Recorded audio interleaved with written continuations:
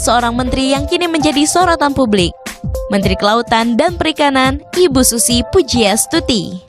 Sama saya Heri, kali ini kita akan berbicara tentang biografi Susi Pujiastuti, mantan Menteri Kelautan dan Perikanan Indonesia yang sangat inspiratif. Hanya memiliki ijazah SMP. Pada 2014 lalu, Kementerian Indonesia tersorot oleh adanya seorang perempuan hebat bernama Susi Pujiastuti yang dilantik oleh Joko Widodo menjadi ramai diperbincangkan dunia internet 10 tahun yang lalu. Pertanyaannya, bagaimana bisa seorang perempuan yang lulus SMP menjadi seorang Menteri Kelautan? Simak perjalanan The Heritage berikut.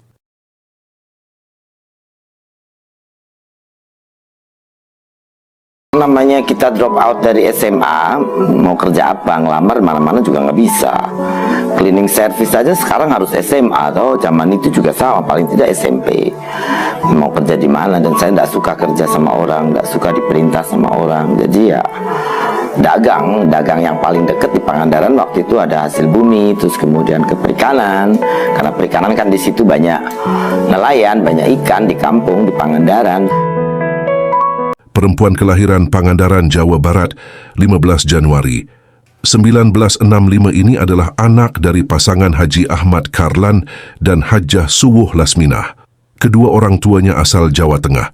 Susi sempat 2 kali bercerai dalam menjalani bahtera rumah tangga. Masa sekolah Susi hanya lulus SMP, sempat mengenyam SMA 1 di Yogyakarta sampai kelas 2. Putus sekolah tidak membuat rendah diri. Susi justru termotivasi untuk mandiri. Pada 1983, dalam usia 18 tahun Susi belajar berdagang. Dia berjualan bed cover keliling Pangandaran. Bisnisnya mulai berkembang setelah menekuni selama 13 tahun. Puncaknya, pada 1996, dalam usia 30 tahun, Susi mendirikan pabrik pengolahan ikan dengan nama Pabrik ASI Pujiastuti Marine Product. Tren efeknya kan hebat, puluhan ribu kapal pergi.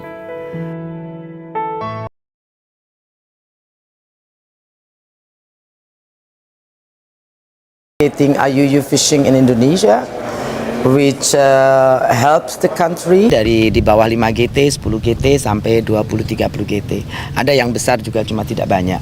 Rata-rata yang besar memang kapal-kapal Pantura sama kapal-kapal dari Sumatera.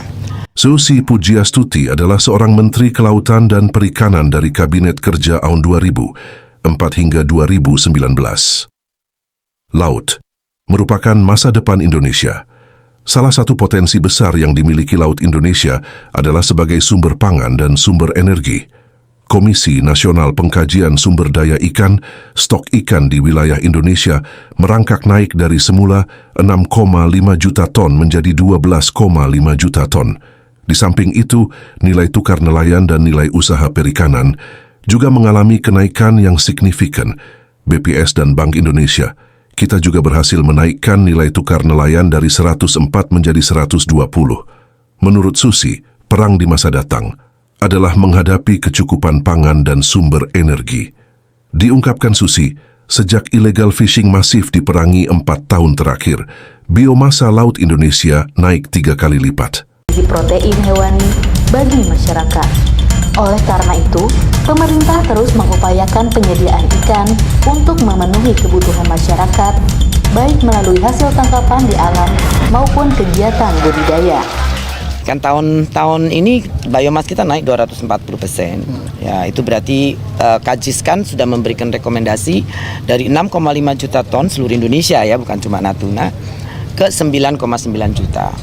Kita harapkan kalau ini betul reformasi perikanan ini dijalankan, troll hilang, kemudian bom, dinamit, dan portas hilang, kita kembali ke tahun sebelum tahun 2000, yaitu 15,5 juta ton kapasitas tangkap kita. Met in New York, and we discussed a lot about the illegal fishing, fisheries crimes, and we would like to have the world come into the same statement that fisheries crime is a transnational organized crime.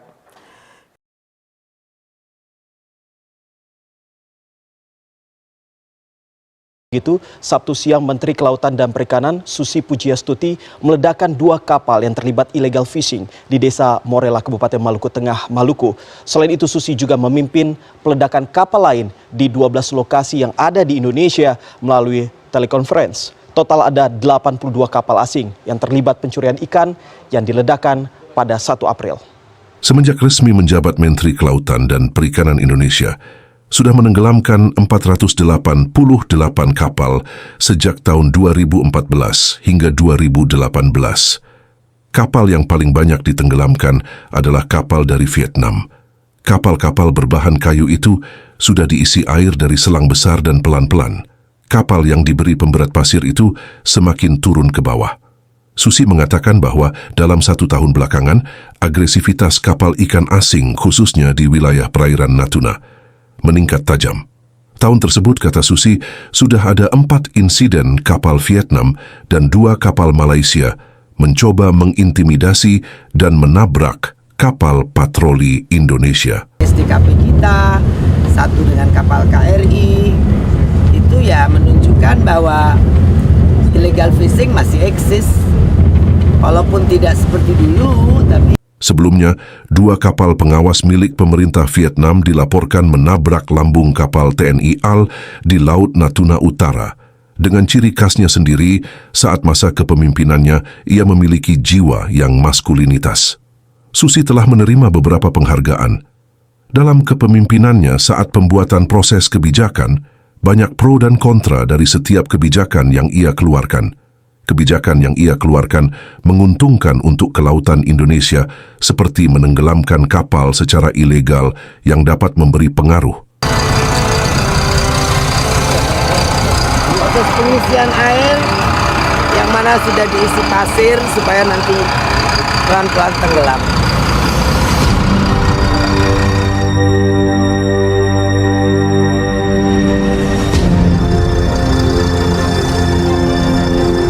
Dan DHA, para ibu pasti akan lebih senang karena harga ikan lebih murah dibandingkan harga daging sapi dan ayam.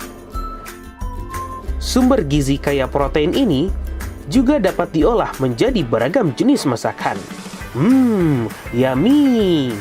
Selain mencerdaskan, dengan rutin mengkonsumsi ikan dapat bermanfaat untuk menjaga kekebalan tubuh dan mengurangi resiko jantung koroner. Jadi, tunggu apa lagi? Ayo kita makan ikan! Mari makan ikan sehat dan pintar.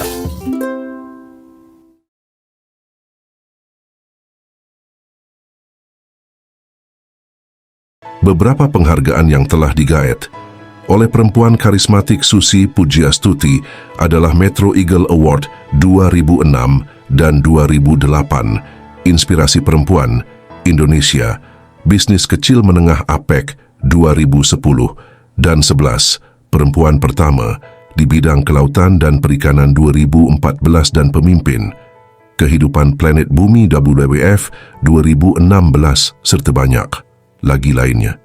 Terima kasih sudah menonton The Heritage. Salam perdamaian.